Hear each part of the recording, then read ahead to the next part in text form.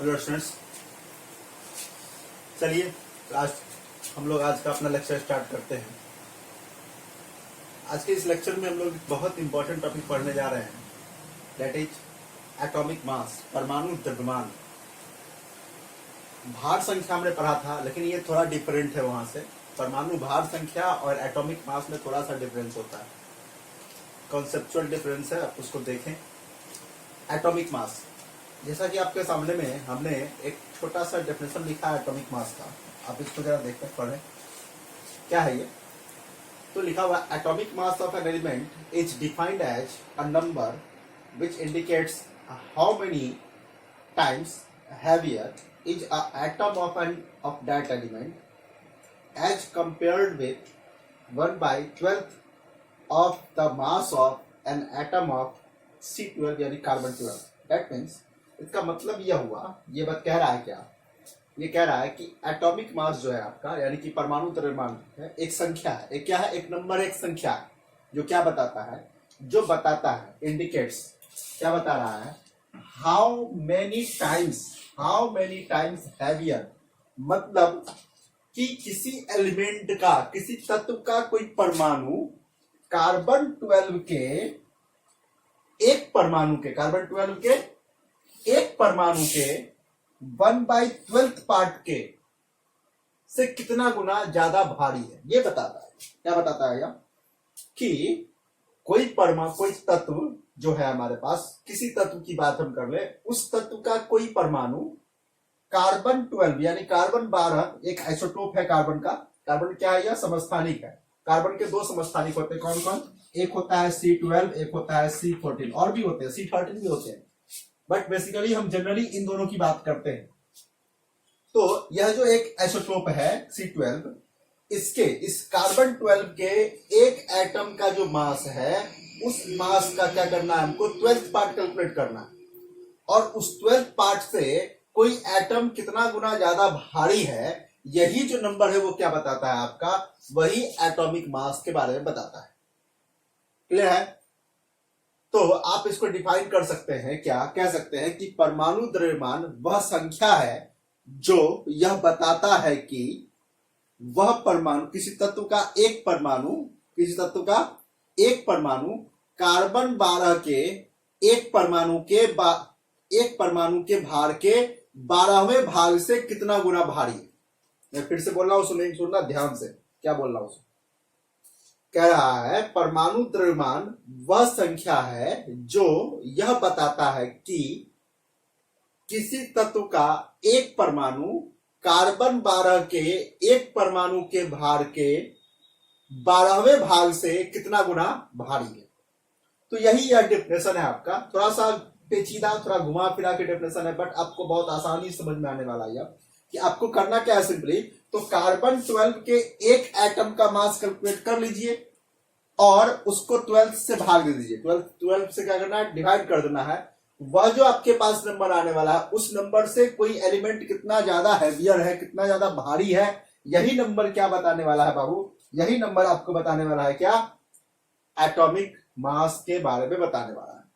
तो आइए यह डेफिनेशन करने के बाद हम करते हैं कि क्या क्या करना है हमें एटॉमिक मास कैलकुलेट करने के लिए। आइए, we have to calculate, first of all we have to calculate mass of one atom of C12। सबसे पहले यही करना होगा, नहीं कि कार्बन 12 के एक परमाणु का भार जो है, हमें वो निकालना पड़ेगा कि कार्बन 12 के एक एटम का भार कितना है। तो सबसे पहले वही काम करते हैं, आइए करते हैं, देखते हैं क्या होता है। तो चलिए आइए हम कार्बन 12 की बात करें। कार्बन 12, जैसा कि आपने रदरफोर्ड मॉडल में पढ़ा होगा, the whole mass of atom is centralised at the centre of या at the nucleus of atom. नहीं कि किसी परमाणु का जो भार है वह कहां केंद्रित होता है, नाभिक पर, केंद्रक पर केंद्रित होता है। यह किसने मतलब कहा था, रदरफोर्ड में। आपने क्लास 9th में ये बात पढ़ा होगा। खैर, आपको सेकंड चैप्टर में पढ़ना है, यहाँ पे पूरा एक्सप्लेनेशन के साथ डिटेल में पढ़ना है आपको। जब आप सेकंड चैप्टर पढ़ोगे एटॉमिक स्ट्रक्चर, परमाणु संरचना, तो वहां पर फिर से आप रदरफोर्ड मॉडल पढ़ोगे, वहां पर फिर से आप उसके बारे में डीपली स्टडी करोगे। ठीक है, तो मैं जरा बात कर लेता हूं कार्बन 12 में आप सभी को पता है, जैसा कि हमने बेसिक क्लास में ही बात किया था, हमने बताया था आपको कि सर यहाँ पे प्रोटॉन कितना है, तो प्रोटॉन सर 12 है। प्रोटॉन कितना है 12, और न्यूट्रॉन कितना है, तो सॉरी मिस्टेक, प्रोटॉन कितना है 6। क्यों? क्योंकि इसका एटॉमिक नंबर तो 6 होता है, मास में कितना है 12, तो प्रोटॉन 6 हो गया, न्यूट्रॉन कितना हो गया 12 माइनस 6, यानी कि न्यूट्रॉन कितना हो गया 6। तो अगर हम प्रोटॉन 6 प्रोटॉन के मास को और 6 न्यूट्रॉन के मास को ऐड कर दे तो एक एटम का मास निकल जाएगा। यानी कि आप लिख सकते हो यहां पर, क्या देखना जरा ध्यान से, हम क्या लिख सकते हैं, लिख सकते हैं मास ऑफ वन एटम ऑफ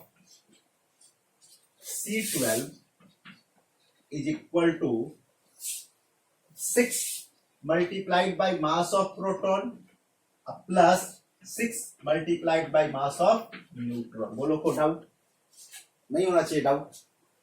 लेकिन आपको पता है कि मास ऑफ प्रोटॉन या ऑलमोस्ट इक्वल होता है मास ऑफ न्यूट्रॉन के, कोई डाउट क्या?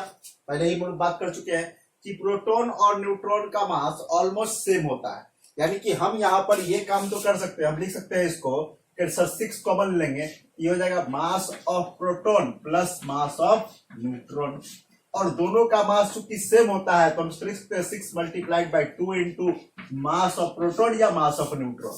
चलिए हम प्रोटॉन ही मान के चलते हैं। ये कितना हो गया बाबू? यह हो गया 12 multiplied by mass of proton. बोलो कोई डाउट? फिर से समझे यार, मेरे पास हमको कार्बन के एक एटम का मास कैलकुलेट करना था। एक एटम का मास का मतलब क्या, कि उसमें जो पार्टिकल्स है उसका मास कैलकुलेट कर लीजिए, क्योंकि हमको पता है एटम का जो मास होता है, परमाणु का जो द्रव्यमान होता है, वो कहां केंद्रित होता है? केंद्रक पर, नाभिक पर, न्यूक्लियस पर सेंट्रलाइज होता है। तो न्यूक्लियस में है क्या क्या, तो 6 प्रोटॉन है और 6 न्यूट्रॉन है। तो अगर हम दोनों का मास कैलकुलेट करके ऐड कर दे तो वही क्या देगा आपको? कार्बन 12 के एक एटम का मास देगा। तो हम यहां पर काम कर लिए, मास ऑफ वन एटम निकालना पड़ा तो लिख दिया हमने 6 into multiply 6 multiplied by mass of proton plus 6 multiplied by mass of neutron. कोई डाउट? अब यहां से 6 हमने कॉमन लिया तो हो गया mass of proton plus mass of neutron. यहां भी कोई डाउट नहीं होना चाहिए। और हम जानते हैं कि सर मास ऑफ प्रोटॉन जो होता है वो मास ऑफ न्यूट्रॉन के ऑलमोस्ट इक्वल होता है। तो हम यहां पर लिख सकते हैं इसको, इस दोनों को 2 multiplied by mass of proton लिख दे या मास ऑफ न्यूट्रॉन लिख दे। हमने मास ऑफ प्रोटॉन लिखा तो ये हो गया 12 multiplied by mass of proton. कोई डाउट है क्या? नहीं ना। आइए यह कितना हो गया देखिए जरा ध्यान से, यह बाबू हो गया 12। अब प्रोटॉन का मास कितना? प्रोटॉन का मास कितना sir? 1.66 into 10 to the power 24 minus 24 gram. यही आया आपके कार्बन 12 के एक एटम का मास। अब हमको 1/12 पार्ट चाहिए, तो 1/12 पार्ट कितना हो जाएगा जरा बताइए? तो हमें यही चाहिए ना 12वां भाग। तो 1/12 पार्ट कितना हो जाएगा सर? यह टोटल मास है एक एटम का 12 multiplied by 1.66 into 10 to the power कितना? माइनस 24। और इसका 12 पार्ट चाहिए तो 12 से डिवाइड कर दीजिए। कितना आ गया? ये यहां से कैंसिल आउट हो गया। कितना बच गया? यह बच गया 1.66 इंटू 10 पावर कितना? माइनस 24 ग्राम। कोई डाउट क्या? तो ये मेरे पास आया 12 पार्ट का मास।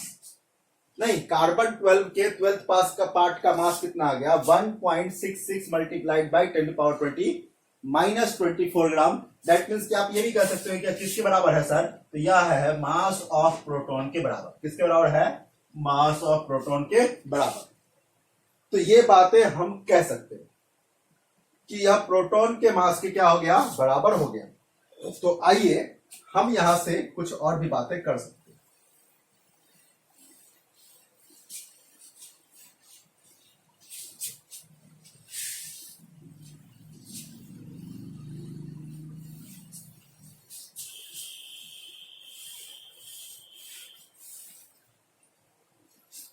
तो देखिए कितना आया? तो 1/12 पार्ट जो आया मास का, 1/12 पार्ट कितना आया हमें? यह आया 1.66 इंटू 10 टू द पावर कितना? माइनस 24 ग्राम। यानी कि यह आ गया कितना?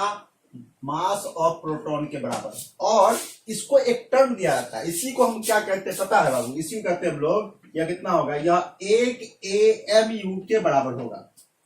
और अब हम लोग उसको सिंपली 1U भी लिखते हैं। क्या लिखते हैं? 1U।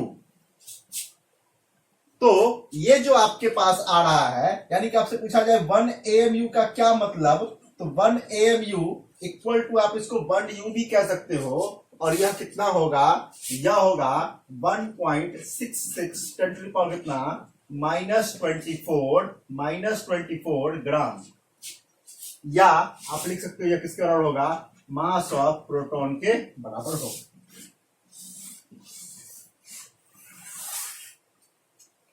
क्या कोई डाउट नहीं होना चाहिए? मुझे लगता है समझ में आ रही है बात है ना। कोई भी डाउट हो तुरंत कमेंट करना है, हमें तुरंत हमें मैसेज करना है व्हाट्सएप पे। डाउट को डाउट के तरह नहीं रखना है, उसको छोड़ नहीं देना, उसको क्या करना है, क्लियर करना है। अब आप कहोगे सर AMU क्या है? इस AMU को बाबू एक नाम दिया गया है, क्या? Atomic mass unit. क्या नाम दिया गया है? Atomic mass unit.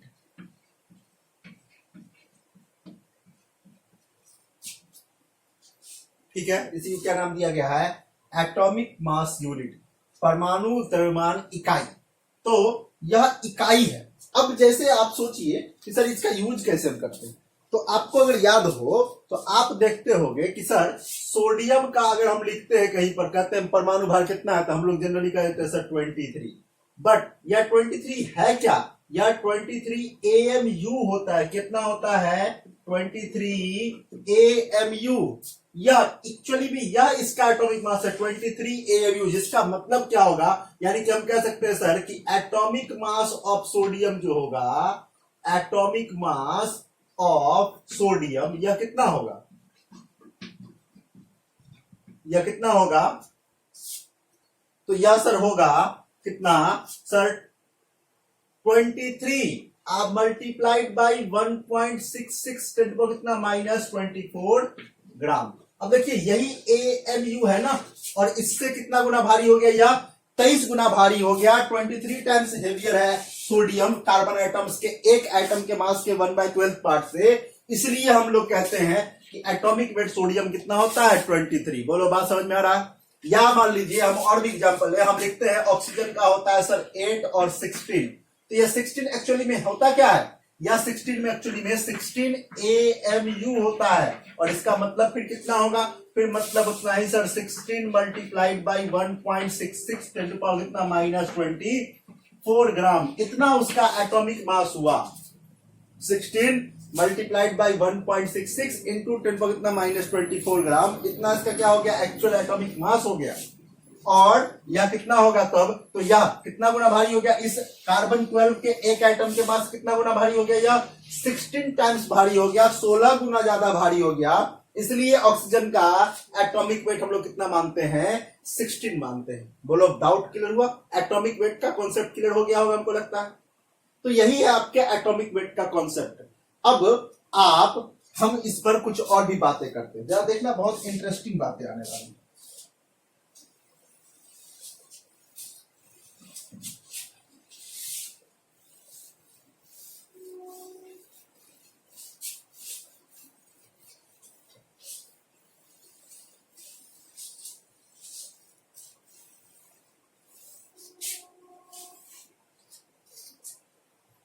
अब जरा देखिए, मान लीजिए कि हम बात करते हैं किसी एक एलिमेंट है, कोई एलिमेंट X, इसका एटॉमिक नंबर है Z, मास में कितना है A, मान लीजिए।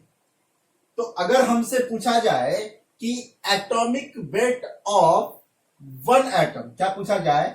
Atomic weight of atom X, तो कितना होगा? या हम कहेंगे AAMU। बोलो कोई डाउट क्या? बात समझ में आ रहा? क्या कहेंगे हम इसको? AAMU। और एक होता है बाबू ग्राम एटॉमिक वेट। क्या होता है? Gram atomic weight. Gram atomic weight का क्या मतलब? अगर हमसे कहा जाए इसका ग्राम एटॉमिक वेट कितना होगा? ग्राम एटॉमिक वेट, तो ग्राम एटॉमिक वेट का मतलब होता है कि एटॉमिक वेट एक्सप्रेस्ड इन ग्राम। अब सर इसको करेंगे कैसे?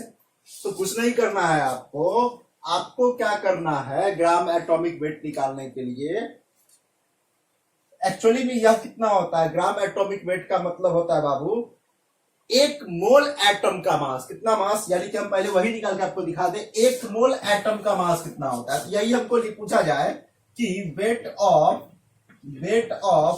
1 मोल एटम कितना होने वाला है। 1 मोल एटम ऑफ एक्स कितना होगा। एक एटम का मास कितना आया, एक एटम का मास आया AAMU। बोलो कोई डाउट क्या? नहीं ना। और अगर एक मोल की बात करेंगे तो क्या करना पड़ेगा, इसको एवोगाड्रो नंबर से मल्टीप्लाई करना पड़ेगा, क्योंकि हमको पता है कि एक मोल में तो इतने एटम्स होंगे नहीं, एवोगाड्रो संख्या के समान एक मोल में एटम होंगे, जो हम पहले ही बात कर चुके हैं। तो एवोगाड्रो संख्या के समान एक मोल में एटम होंगे, और या हो गया एक एटम का मास। तो कितना आया, कैलकुलेट करके देखो तो जरा ध्यान से।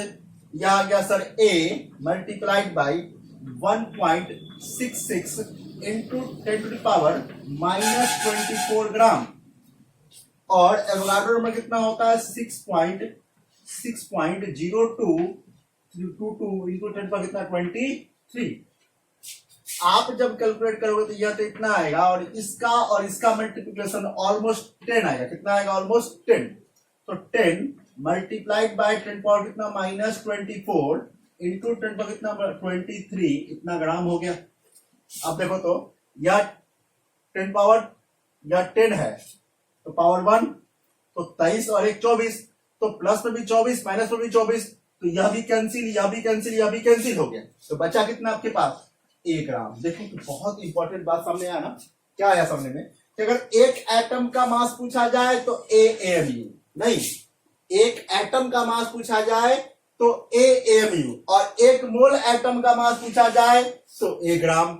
यानी कुछ नहीं है, सिर्फ है यही है। लेकिन सिर्फ अगर इसके आगे में AMU लिखा हुआ है या अगर कुछ नहीं लिखा हुआ है तो AMU ही आपको पढ़ना है। इसका मतलब हो गया मास ऑफ 1 एटम, और अगर इसी में ग्राम लिखा दिए तो वह कितना हो गया, मास ऑफ 1 मोल एटम। और उसी को हम लोग क्या कहते हैं, ग्राम एटॉमिक वेट। क्या कहते हैं, ग्राम एटॉमिक वेट। यानी कि उसका मतलब होता है मास ऑफ 1 मोल एटम। क्या मतलब होता है, मास ऑफ 1 मोल एटम। तो जरा इन सब चीजों का आपको ध्यान में रखना है। हम यहाँ पर लिखते हैं स्टेटमेंट सब, आप उसको ध्यान रखना। बहुत इंपॉर्टेंट बातें हैं, क्योंकि ये छोटी छोटी चीजें आपको कॉन्सेप्ट को ध्यान में रखना पड़ता है, नहीं तो क्वेश्चन सॉल्व करने में दिक्कत होती है आगे के लेवल में।